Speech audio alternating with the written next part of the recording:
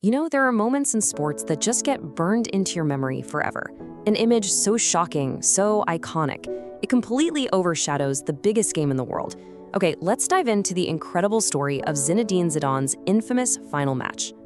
We've all seen the headbutt, right? I mean, it's everywhere. But the real question, the one that's been talked about for years, is what on earth could have been said to make a legend react like that on the world's biggest stage? That's the mystery we're gonna crack open today. But look, to really get why this moment was so huge, you have to understand the stakes. This wasn't just any old game. This was supposed to be the final glorious act of a legendary career. So picture this. The setting is Berlin, Germany. It's the 2006 FIFA World Cup final. You've got France versus Italy. And for the French captain, the one and only Zinedine Zidane, this was it. He'd already announced he was retiring. This was his last ever match, period.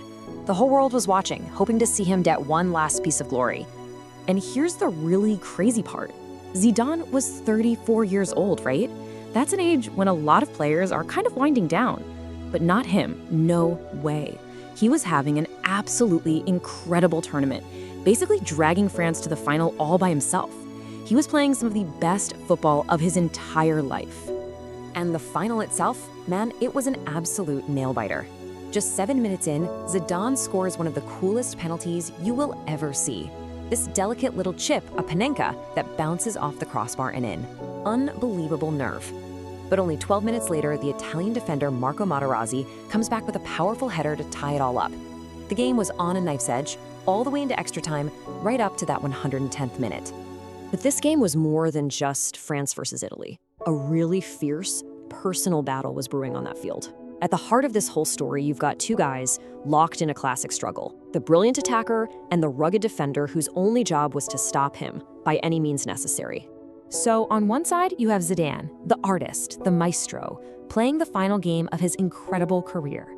And on the other side, you've got Marco Materazzi, the enforcer, a tough physical defender, and his entire assignment that day was to get under Zidane's skin and just not let him breathe. And all that pushing and shoving, all that tension, well, it finally boiled over. So this is the crucial part. What was actually said in that verbal back and forth that turned a soccer match into, well, that? Okay, so here's exactly how it went down. During extra time, Materazzi is just constantly grabbing and tugging on Zidane's jersey. Zidane gets fed up and sarcastically says to him, "Hey, if you want my shirt that badly, you can have it after the game." You know, a classic dismissive brush-off. But Materazzi's response? Well, it wasn't ordinary at all. He shot back with a reply that just crossed every line. Those were the words, "I prefer your sister instead." It was a deeply personal, incredibly crude insult. It wasn't aimed at the player, it was aimed right at his family. And in that one moment, you could just see something inside Zidane's snap. Now, to really, truly understand why those specific words triggered such an extreme, violent reaction, we have to look past the soccer field. We need to look into Zidane's personal life at that exact moment in time. See, what most people didn't know then was that during the World Cup, Zidane's mother was seriously ill. And the person who was taking care of her, the one carrying that huge family burden, was his sister, Lila. So an insult about her wasn't just trash talk. It hit the most sensitive nerve imaginable. Zidane himself would eventually clear this up. For years, rumors flew around that Materazzi had insulted his mother. But Zidane set the record straight. "He didn't insult my mother," he said, "but he did insult my sister." That specific attack, that was the breaking point.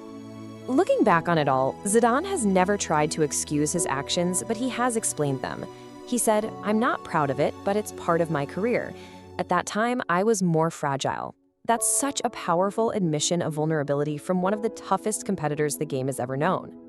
So, what do we make of all this? I mean, it was an act that probably cost France the World Cup and definitely left a mark on a legendary career. But now that we know the full story, was it just a simple moment of madness? Or was it a deeply human reaction from a man under immense pressure, pushed way beyond his breaking point at his most vulnerable moment? It's something to think about, for sure.